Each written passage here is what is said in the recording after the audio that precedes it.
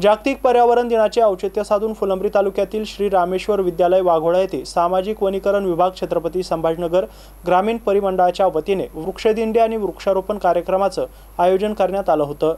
कार्यक्रमाची सुरुवात वाघोळा येथील प्रसिद्ध भजन सम्राट गायनाचार्य गणेशप्पा गायकवाड, पेटी मास्तर, सांडू मास्तर गायकवाड, अर्जुन गायकवाड, भगवान गायकवाड, बेंद्रे महाराज मृदुंग वादक, कुलदीप गायकवाड आणि भजन मंडळी यांनी काढलेल्या वृक्षदिंडीने झाली।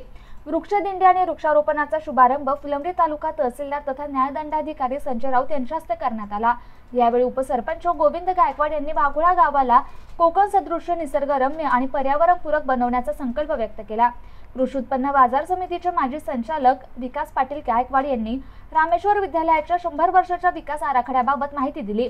गेल्या 19 वर्षापासून विद्यालय परिसरातील डोंगरमाळ रानावर निंबोळी बीजारोपण उपक्रम राबवत असून त्यातून उभे राहिलेले लिंबाचे वृक्ष परिसरात पर्यावरण समतोल राखण्यात मदत करत असल्याचं त्यांनी सांगितलं। गावच्या आगामी 100 वर्षासाठी पर्यावरण समृद्ध आराखडा तयार असून भविष्यात परत गावाला निसर्गरम्य गतवैभव प्राप्त करून निसर्ग संपन्न गाव म्हणून गावची ओळख लवकरच निर्माण होणार असल्याचे त्यांनी यावेळी सांगितलं।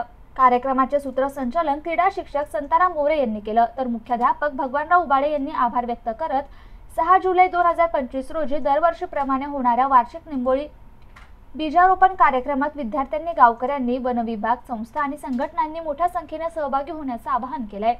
Mahavir Jaiswal, MCN news, Phulambri.